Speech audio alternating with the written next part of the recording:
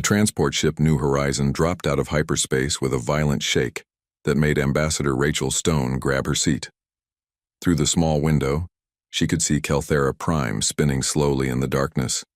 The planet looked like a giant, green marble covered in silver cities that gleamed under the light of twin suns. "First time seeing the Zephyrian homeworld?" asked Lieutenant Commander Jake Morrison from the seat across from her. He was a tall man with gray hair and serious eyes. Stone had worked with him for 3 years, and she trusted him more than anyone else in the diplomatic service. "Yes," Stone said, checking her papers one more time. "I have studied it in videos and reports, but seeing it with my own eyes is different." The ship moved closer to the planet. Stone could see the massive space stations that surrounded Kelthera Prime like metal rings. Thousands of ships moved between them, carrying goods and people across the Zephyrian Empire. The Empire controlled over 200 worlds and had ruled this part of the galaxy for 800 years. Earth had been part of this empire for 50 years now. When humans first met the Zephyrians, they thought it would be the start of a great friendship between species. Instead, the Zephyrians saw humans as children who had learned to walk among the stars by accident. They gave Earth a place in the Empire, but it was a small place with no real power. Stone carried with her a thick folder of documents. Inside were reports on human achievements in science, medicine, and engineering. There were also records of human art, music, and literature. Earth's government had spent 2 years preparing this petition for full membership in the Empire. "Do you think they will listen this time?" Morrison asked. Stone looked at him. She was a woman in her 50s with brown hair and kind eyes, but those eyes held steel when she needed to be tough. "They have to listen, Jake. We have proven ourselves. We have followed every rule they gave us. We have paid every tax they demanded. We have earned our place." The New Horizon docked at the main space station. Stone and Morrison gathered their things and walked through the airlocks. The station was huge, with ceilings so high that Stone could barely see them. Zephyrians walked past them without looking. The aliens were tall and covered in green scales that shimmered in the light. Their eyes were yellow and cold, and they moved with the confidence of a species that had never been defeated. A young Zephyrian official met them at the docking bay. His scales were darker than the others, which Stone knew meant he was from a lower-class family. "Ambassador Stone," he said in perfect English, though his voice had the hissing sound that all Zephyrians made when they spoke. "I am Sub-Commander Thekral. I will take you to your quarters." They followed him through long corridors filled with holographic displays showing the glory of the Zephyrian Empire. Images of conquered worlds flashed by along with pictures of the High Council members who ruled over billions of beings. Stone noticed that humans never appeared in these displays except as workers in mines or factories. Their quarters were small but clean. Stone set her documents on the desk and looked out the window at Kelthera Prime below. She could see the capital city spread across an entire continent, its towers reaching up toward the sky like metal fingers. "The High Council will see you tomorrow morning," Thekral said. "Chancellor Vex Thara himself will hear your petition." Stone nodded. She had studied Chancellor Vex Thara for months. He was old, even for a Zephyrian, and had ruled the Empire for 30 years. He had a reputation for being smart but also cruel to species he saw as inferior. That night, Stone could not sleep. She reviewed her speech one more time, checking every word. Morrison sat nearby, cleaning his sidearm.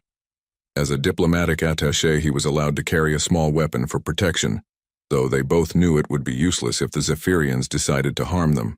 "Rachel," Morrison said quietly, "I have been thinking. What if they say no again?" Stone put down her papers. "Then we go home and Earth makes other plans. But they will not say no, Jake. They cannot ignore the evidence forever." Morrison looked unconvinced, but he said nothing more. The next morning they rode a transport to the council chamber on the planet's surface. The building was enormous, made of some kind of crystal that caught and reflected light in beautiful patterns. Inside, the chamber itself was a vast dome with seats arranged in circles around a central platform. The High Council members took their places. There were 12 of them, all old Zephyrians with elaborate robes that showed their rank and family status. Chancellor Vexithera sat in the highest chair, looking down at Stone like a judge about to pass sentence on a criminal. "Ambassador Stone, of the human species," the Chancellor said, his voice echoing through the chamber. "You have requested an audience to discuss your species' status within our empire." Stone walked to the center platform. Around her, hundreds of Zephyrian officials and citizens watched from the gallery. She could feel their eyes on her, cold and dismissive. "Honorable Chancellor," Stone began, "I come before you today to present evidence that humanity has earned the right to full membership in the Galactic Empire." She opened her folder and began to speak. She told them about human discoveries in quantum physics that had led to new forms of energy production. She showed them examples of human art that had moved even alien critics to tears. She presented medical advances that human doctors had shared freely with other species in the Empire. For 2 hours, Stone spoke with passion and conviction about her species' achievements. She answered every question the council members asked. She provided proof for every claim she made. But as she spoke, she noticed something troubling. The council members were not listening with open minds. They whispered among themselves and made dismissive gestures. Chancellor Vexthera's yellow eyes showed no interest, only irritation. Finally, Stone reached the most sensitive part of her presentation. She pulled out a different set of documents. These ones sealed with official Earth government stamps. "Honorable Chancellor," she said, "I must also present evidence of illegal resource extraction from human colonies by certain Zephyrian officials." The chamber fell silent.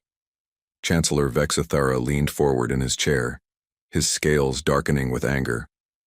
Stone opened the sealed documents. Inside were detailed reports of Zephyrian mining operations that had taken valuable minerals from human worlds without payment or permission. The reports included names, dates, and amounts stolen. These activities violate the basic laws of the EEA Empire. Stone continued, her voice steady despite the growing tension in the room. "We ask that the Council investigate these crimes and punish those responsible." Chancellor Vexithera's eyes blazed with fury. Around the chamber, other Council members began to hiss and click their claws against their seats. The sound grew louder and angrier until it filled the entire dome. Stone realized she had made a terrible mistake.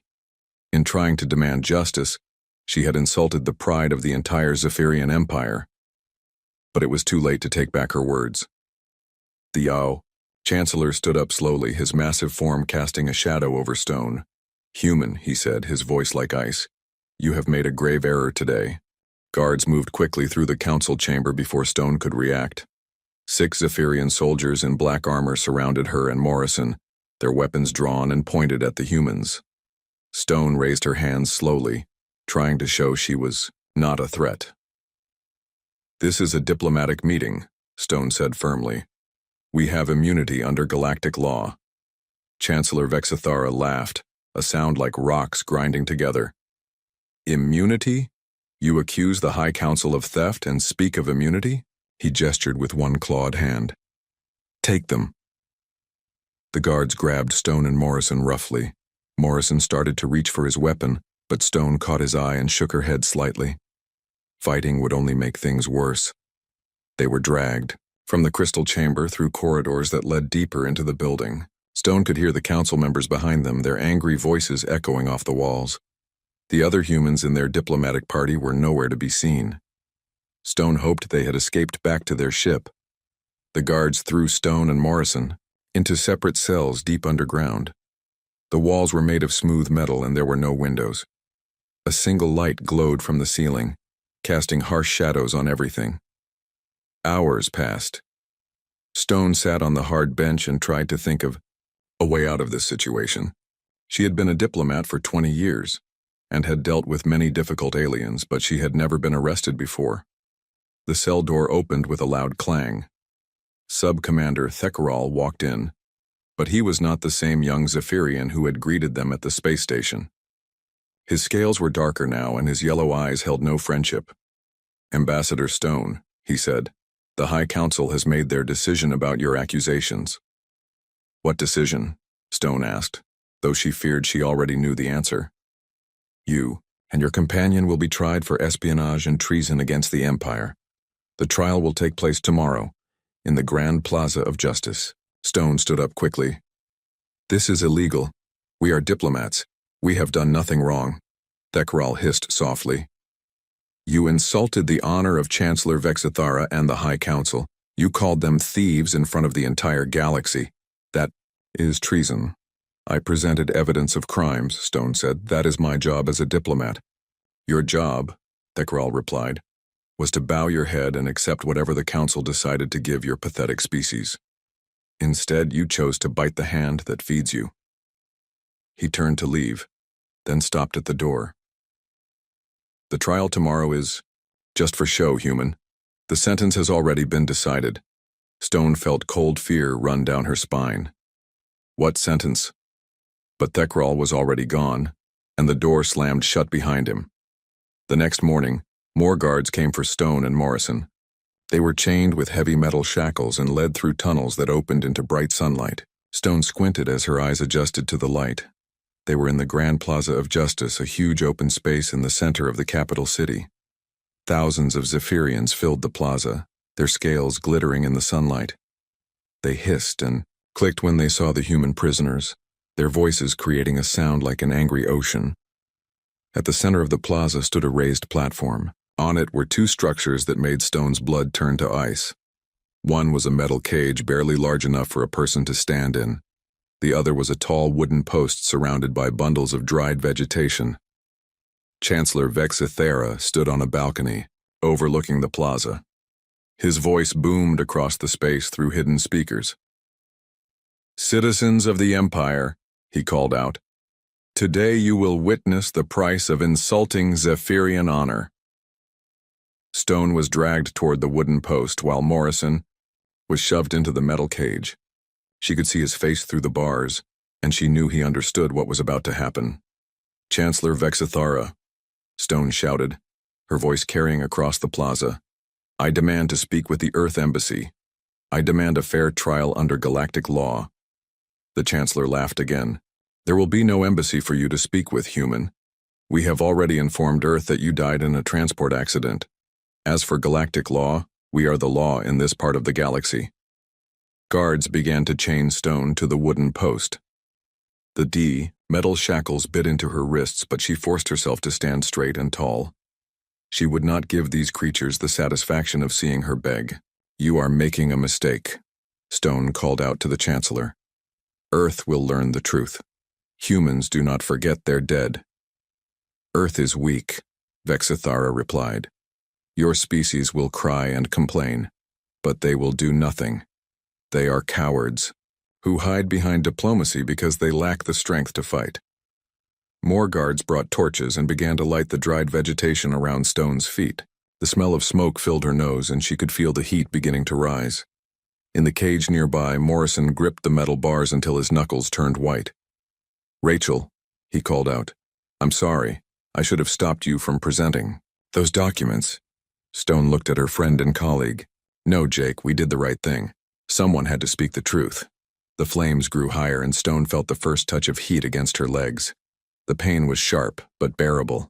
She had expected worse. People of the galaxy, Stone shouted, hoping that somewhere the news cameras were recording this moment. See how the Zephyrian Empire treats those who speak truth to power. See how they murder diplomats who ask for justice. Chancellor Vexithara gestured to someone Stone could not see. Suddenly, the flames jumped higher, fed by some kind of accelerant. The heat became unbearable in seconds. Stone gritted her teeth and refused to scream. She would not give them that satisfaction, but as the fire consumed her clothes and began to burn her skin, she felt her resolve starting to crack. You will answer for this, she managed to gasp out between waves of agony. Humanity remembers everything. The last thing Stone saw before the smoke and pain overwhelmed her was Morrison's face in the cage, tears running down his cheeks as he watched his friend die. The crowd of Zephyrians cheered as the flames rose higher.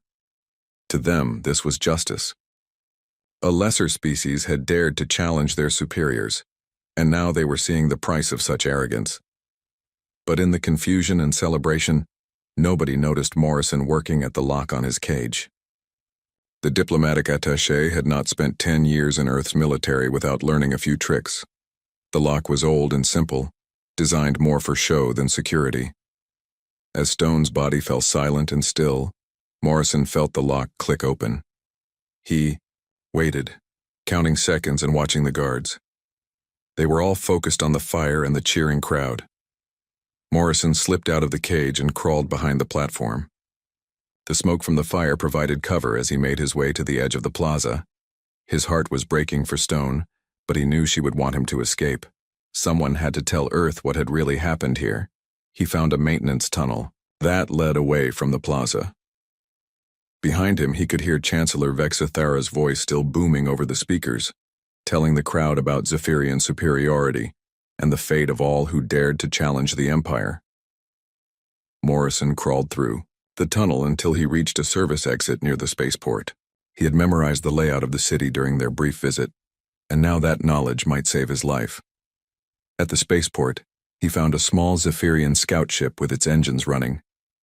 The pilot was inside a nearby building, probably getting clearance for departure. Morrison had learned to fly alien ships during his military service, and this one looked simple enough. He slipped into the pilot's seat and began the startup sequence. The ship lifted off just as alarms began to sound across the spaceport. Morrison pushed the engines to full power and aimed for the edge of the atmosphere. Zephyrian patrol ships moved to intercept him, but the scout ship was fast and Morrison was a skilled pilot. He dodged their weapons fire and made it to the hyperspace jump point. As the ship jumped into hyperspace, Morrison looked back one last time at Kelthera Prime. Somewhere on that world, Rachel Stone was dead, murdered for doing her job and speaking the truth. Morrison set course for Earth. He had to get home. He had to tell them what the Zephyrians had done. He had to make sure that Stone's death would not be forgotten. Behind him on Kelthera Prime, Chancellor Vexithara was already preparing his official report. The humans had died in a tragic transport accident. There would be expressions of sympathy and offers to help investigate. The galaxy would believe the lies because they wanted to believe them. But Morrison was alive, and he carried with him the truth about Rachel Stone's murder. That truth would change everything. Morrison's stolen scout ship dropped out of hyperspace near Earth's moon. He was exhausted and had not slept in 3 days, but he had made it home. The blue and white planet below him had never looked so beautiful or so vulnerable. Earth Defense. Command contacted him immediately. Unknown vessel, identify yourself or be fired upon. This is Lieutenant Commander Jake Morrison, Diplomatic Service, he said into the communicator. I am requesting emergency landing clearance. I carry urgent news about Ambassador Stone. Within minutes, Morrison was escorted by 6 Earth patrol ships to a landing pad at Andrews Space Base near Washington. As soon as his ship touched down, military personnel surrounded it. Morrison stepped out slowly, his hands raised to show he was not armed. General Patricia Hayes met him at the landing pad. She was a tall woman with steel-gray hair and eyes that missed nothing. Morrison had met her twice before at diplomatic briefings. Commander Morrison, she said. Where is Ambassador Stone? Morrison felt the weight of his failure crush down on him.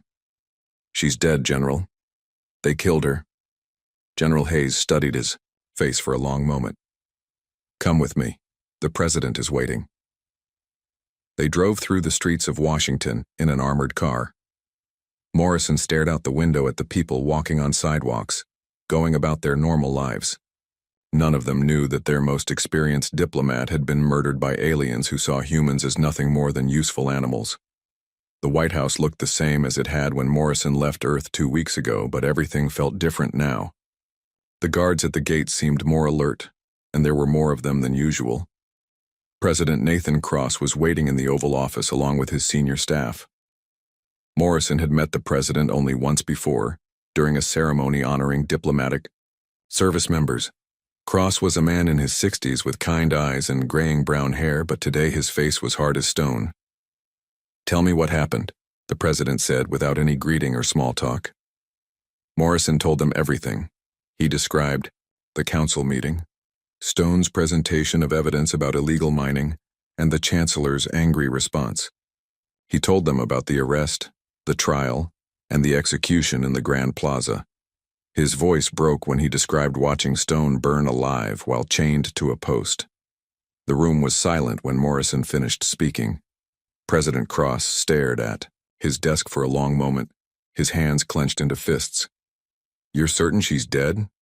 asked Defense Secretary Lisa Parker, a woman with short blonde hair and a no-nonsense attitude. "I saw her die," Morrison said quietly. "They burned her alive in front of thousands of their people. They cheered while she died." Admiral Kevin Walsh, a stocky man with a white beard, leaned forward in his chair. "What about the official story? What are the Zephyrians telling the galaxy?" "Transport accident," Morrison replied. "They're claiming our ship had mechanical problems and exploded before reaching the homeworld." General Hayes shook her head. "Convenient. No bodies to examine, no witnesses to question." President Cross looked up from his desk. "Do you have any proof of what really happened? Any recordings or documents?" Morrison pulled a small data device from his pocket. "I managed to record some of the execution on my personal communicator before they took it away. The quality is not great, but you can see what they did to her." The president took the device and connected it to the room's main screen. The image that appeared showed Stone chained to the wooden post, flames rising around her legs. The sound was mostly crowd noise and crackling fire, but they could hear Stone's final words clearly. "Humanity remembers everything." President Cross turned off the recording. The room stayed silent for several long minutes.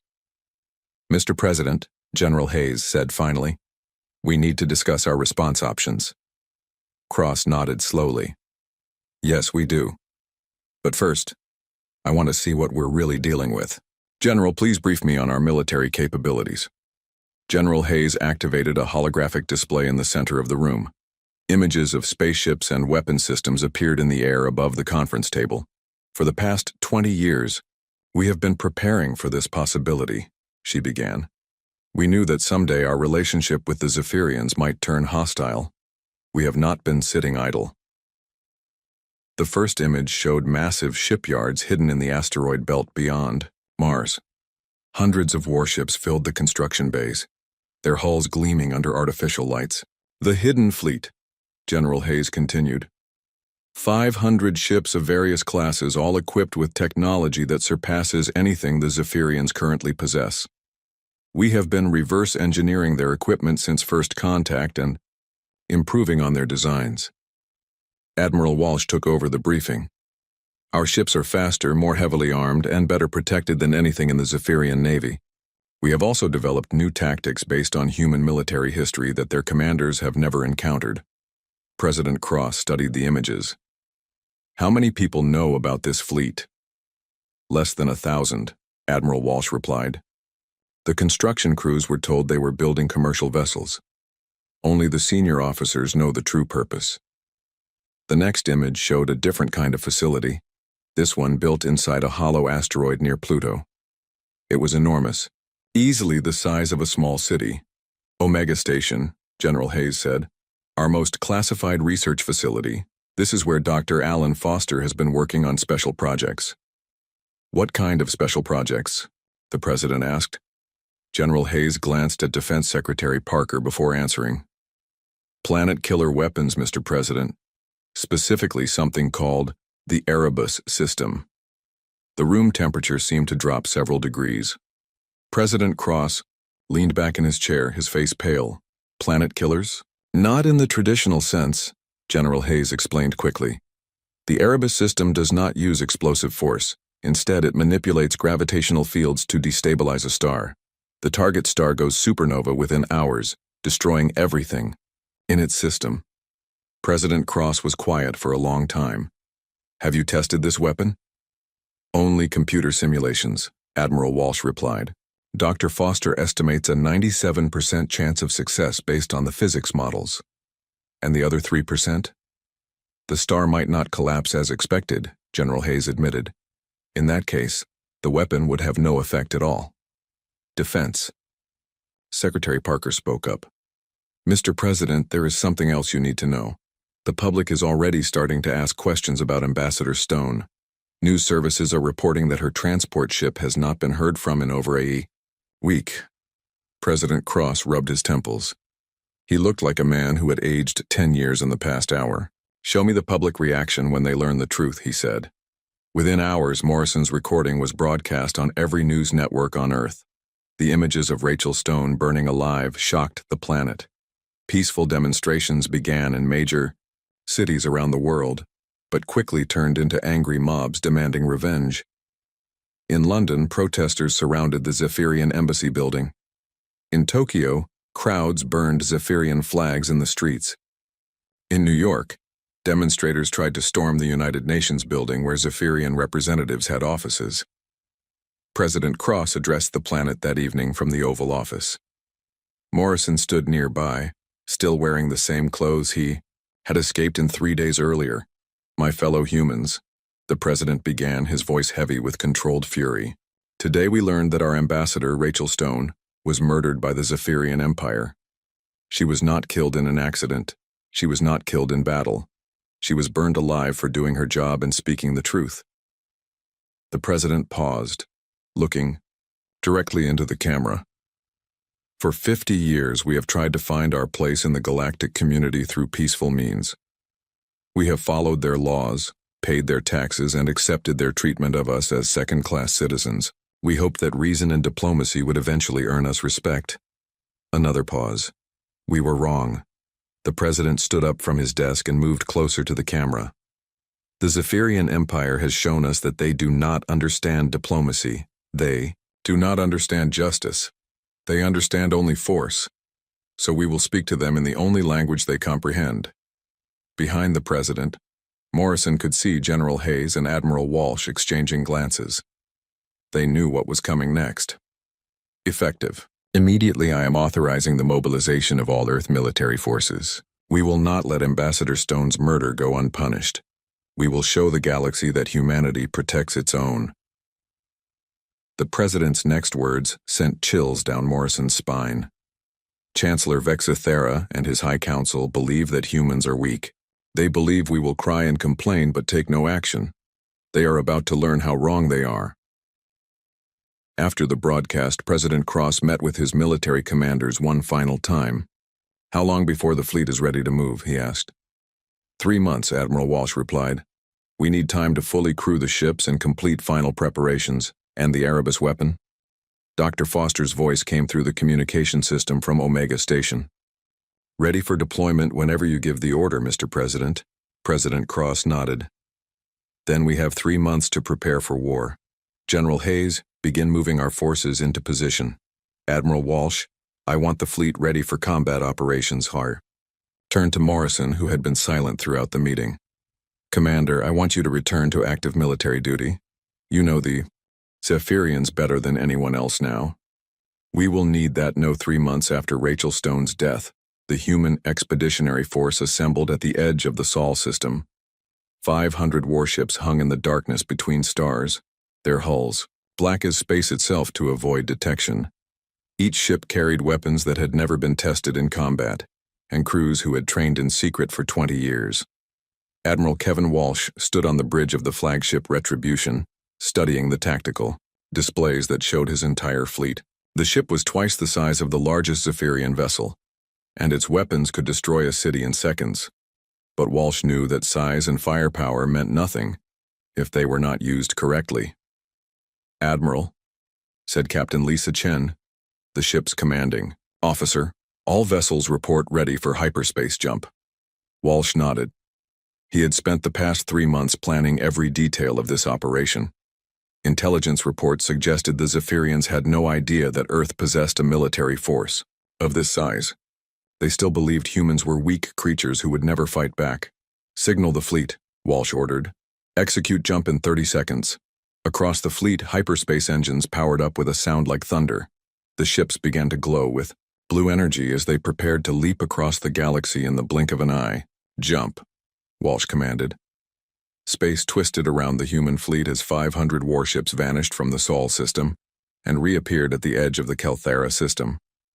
Warning alarms immediately began screaming on Zephyrian ships throughout the system as their sensors detected the massive force that had just arrived. On Kelthera Prime, Commander Zekthal of the Home Defense Fleet stared at his displays in disbelief. The sensors showed hundreds of unknown vessels, all larger and more advanced than anything in the Zephyrian Navy. "Sir," his communications officer reported, "we're receiving a transmission from the lead vessel." "Put it through," Zekthal ordered. Though his voice shook slightly, Admiral Walsh's image appeared on the screen. He was an older human with white hair and cold blue eyes that seemed to look right through the Zephyrian commander. "I am Admiral Walsh of the Earth Defense Force," he said in perfect Zephyrian. "You have exactly 1 hour to surrender Chancellor Vexithara and the High Council members responsible for the murder of Ambassador Rachel Stone. If you refuse, we will take them by force." Commander Zekthal found his voice. "Human, you are in violation of Imperial space. Leave immediately or face the consequences." Walsh's expression did not change. "Commander, look at your sensors again. Count my ships. Look at their size and weapon signatures. Then ask yourself if you really want to threaten me." Zekthal glanced at his tactical officer, who was frantically working at his station. "Sir," the officer whispered, "their weapons are more advanced than ours. Our shields might not stop them." "Impossible," Zekthal hissed. "Humans are primitives. Their technology is centuries behind ours."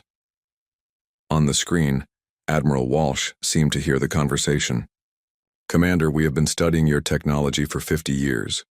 We have improved on everything you taught us. Would you like a demonstration?" Without waiting for an answer, Walsh gestured to someone off-screen. A moment later, one of the human warships fired a single shot at a nearby asteroid. The rock, which had been the size of a city, simply vanished in a flash of light. The Zephyrian bridge fell silent. "You have 59 minutes, Walsh said, and the transmission ended. Commander Zekthal immediately contacted the planetary government. Chancellor Vexthera's image appeared on his screen, the old Zephyrian scales dark with rage. "What is the meaning of this interruption?" the Chancellor demanded. "I am in an important meeting with the Trade Council. Sir, we have a situation. The humans have arrived with a large fleet. They are demanding your surrender." Vexithara laughed, the same grinding sound he had made when Stone was burned alive. "Let them demand. How many ships do they have? 10? 20? 500, sir. All of them larger than our heaviest cruisers." The laughter stopped. Vexithara leaned closer to the camera, his yellow eyes narrowing. 500? That's impossible. Earth doesn't have that kind of military. I'm looking at them right now, sir. They destroyed a Class 7 asteroid with one shot. Our weapons would need a full bombardment to accomplish the same thing. Vexithara was quiet for several long seconds. "Mobilize the home fleet. All ships, all bases. I want every weapon we have pointed at these humans. Sir, respectfully, I don't think we can win this fight." "We are Zephyrians," Vexithara roared. "We have ruled the galaxy for 800 years. We will not bow to a race of primitives who learned to walk among the stars yesterday." The transmission ended, leaving Commander Zekthal staring at a blank screen. Around him, his officers prepared for a battle they all knew they could not win. On the Retribution, Admiral Walsh watched as Zephyrian ships began moving throughout the system. His tactical display showed cruisers and destroyers taking defensive positions around Kelthera Prime, while smaller patrol craft spread out to screen the planet from attack. "They're going to fight," observed Captain Chen. "Yes," Walsh replied. "I expected they would. Pride is often stronger than common sense." Morrison joined them on the bridge. Over the past 3 months, he had been promoted to commander, and now served as Walsh's intelligence advisor. He knew the Zephyrians better than any other human alive. "Admiral," Morrison said, "I recommend we target their command ships first. If we can eliminate their senior officers quickly, the rest of their fleet might surrender." Walsh studied the tactical display. "Which ships would those be?" Morrison pointed to 3 large vessels near the planet. "Those are Sovereign-class battle cruisers. The middle one is probably Zekthal's flagship. He's young for a fleet commander, but he's not stupid. If we can make him understand the situation, he might be willing to negotiate." "And if he won't negotiate?" Morrison's face hardened. Then we destroy his fleet and take the planet by force. As the hour deadline approached, Admiral Walsh opened a communication channel to the entire Zephyrian fleet. His voice reached every ship and every military base in the system. "This is your final warning," he said. "Surrender Chancellor Vexthara and his accomplices, or face the consequences. We have no desire to harm innocent Zephyrians, but we will not leave without justice for our murdered diplomat." Commander Zekthal's response came immediately. "Human Admiral, the Zephyrian Empire does not negotiate with terrorists. If you want war, you shall have it." Walsh sighed and closed the channel. He turned to his weapons officer. "Target their flagship. Single shot, center mass. Let's show them what human engineering can accomplish." The Retribution's main gun charged with a low humming sound that seemed to make the entire ship vibrate. The weapon was based on Zephyrian plasma technology, but improved with human innovations in power generation and targeting systems. "Firing," the weapons officer announced. A beam of pure energy lanced across space toward the Zephyrian flagship. The alien ship's shields flared bright blue as they tried to absorb the attack, but they lasted only seconds before collapsing. The beam punched through the ship's armor like it was made of paper. The flagship's hull cracked open, atmosphere rushing out in glittering clouds of ice. Secondary explosions rippled along the ship's length as power systems overloaded and ammunition supplies detonated. Within minutes, the pride of the Zephyrian home fleet was a twisted wreck drifting dead in space. The other Zephyrian ships fired back, their plasma cannons and missile launchers unleashing everything they had at the human fleet. But the human shields were stronger than anything the Zephyrians had ever seen. The alien weapons struck the invisible barriers and simply vanished, their energy absorbed and redirected harmlessly into space. "Return fire," Admiral Walsh ordered. "All ships, engage at will." The human fleet opened fire as one. 500 ships unleashed concentrated hell on the Zephyrian defenders. In the first 30 seconds of combat, a dozen alien vessels were destroyed outright. In the first minute, that number had doubled. Commander Zekthal, who had survived the destruction of his flagship by evacuating to a smaller cruiser, watched in horror as his fleet was systematically torn apart. The humans fought with a coordination and precision that no Zephyrian commander had ever seen. Their weapons were impossibly accurate, and their ships moved through space like they were dancing to music only they could hear. "All ships retreat. To the inner defense perimeter," Zekthal ordered desperately. "Fall back to the moon bases." But there was nowhere to run. The human ships were faster than the Zephyrian vessels, and their weapons had a longer range. One by one, the alien ships were hunted down and destroyed. Within 2 hours, the mighty Zephyrian home fleet had been reduced to scattered wreckage floating in the cold vacuum of space. Less than 50 ships escaped to the outer system, and most of those were too damaged to fight.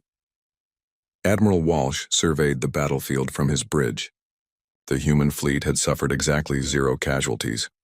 Not a single human ship had even been seriously damaged. "Open a channel to the planet," Walsh ordered. Chancellor Vexathera's image appeared on the main screen.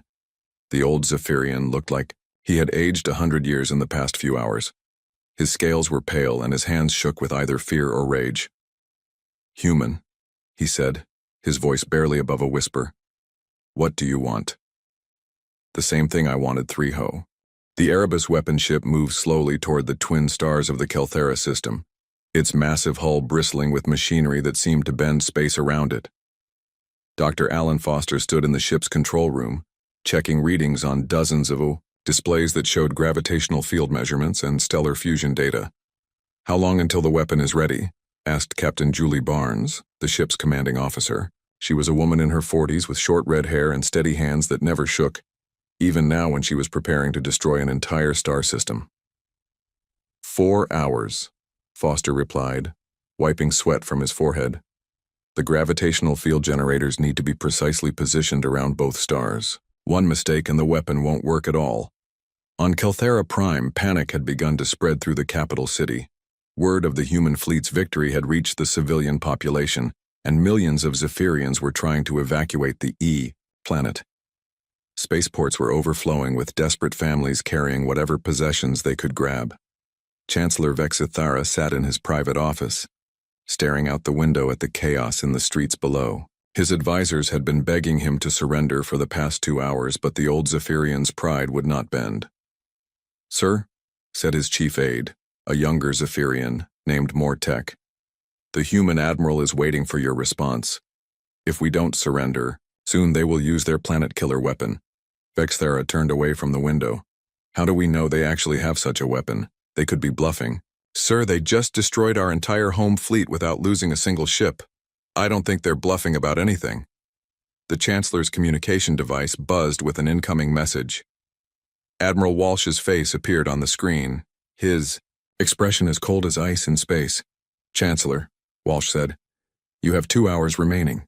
After that, we will begin the stellar destabilization process. I suggest you use this time wisely."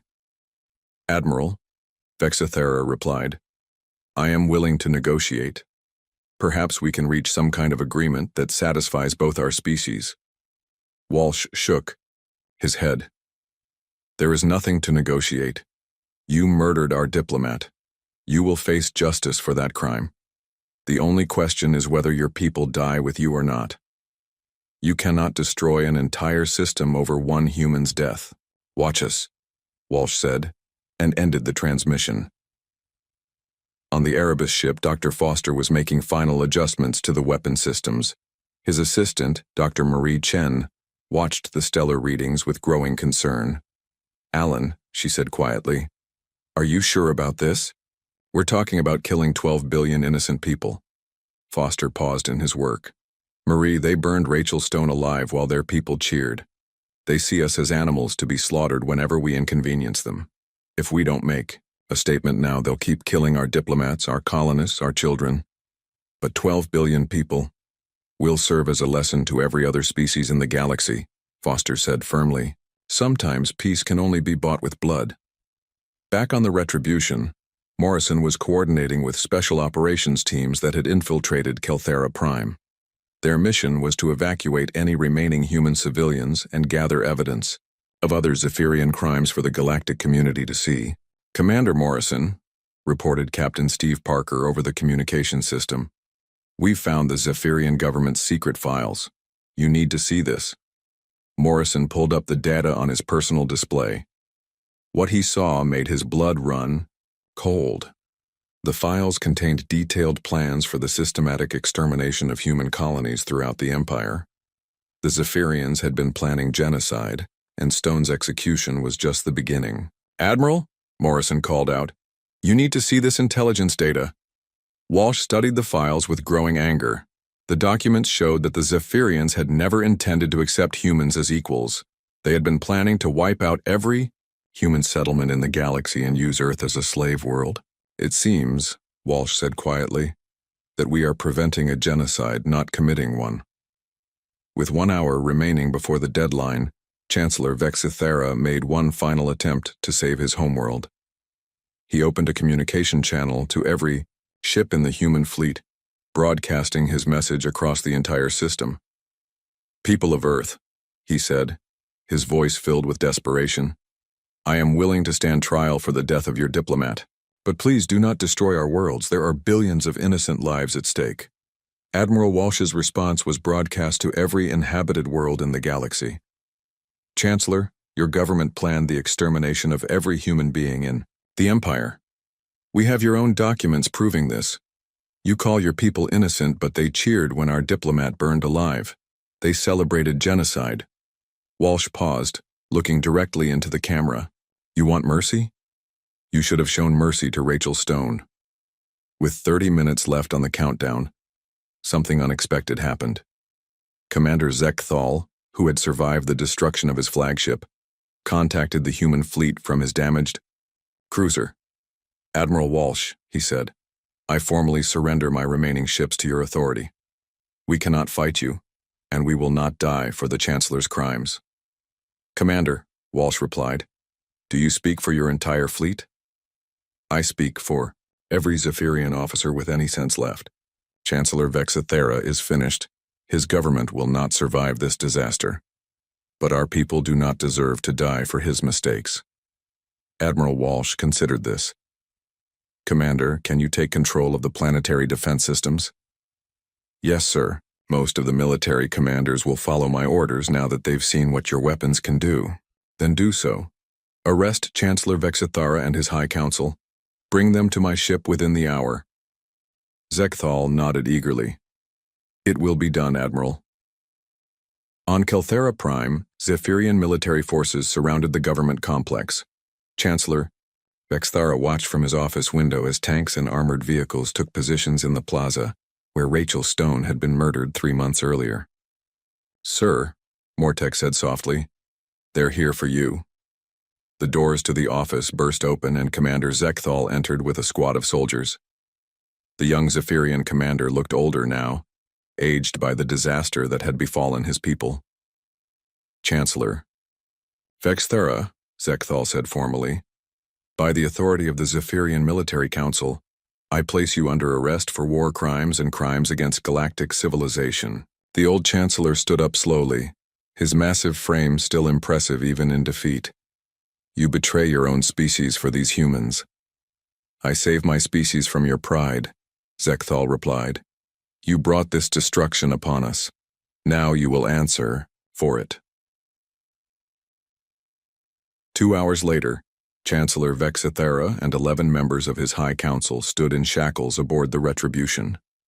Admiral Walsh sat behind a simple metal desk in the ship's briefing room, studying the aliens who had ordered Rachel Stone's death. You are here, Walsh said, to face justice for the murder of Ambassador Rachel Stone and for planning the genocide of the human species.